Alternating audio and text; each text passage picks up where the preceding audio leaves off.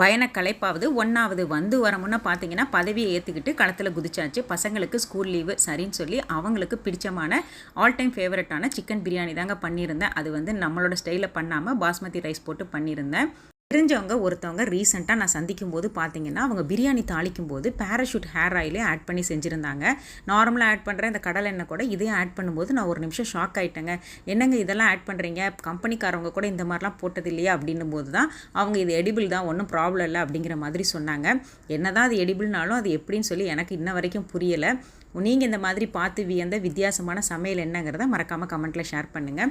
இன்றைக்கி லஞ்சுக்கு பார்த்தீங்கன்னா நான் சிக்கன் 65, சிக்கன் பிரியாணி, அதுக்கப்புறம் வந்து ஆனியன் ரைத்தா, எக்கு ஆம்லேட்டு, கொஞ்சமாக லிவர் ஃப்ரை, அவ்வளோ தாங்க.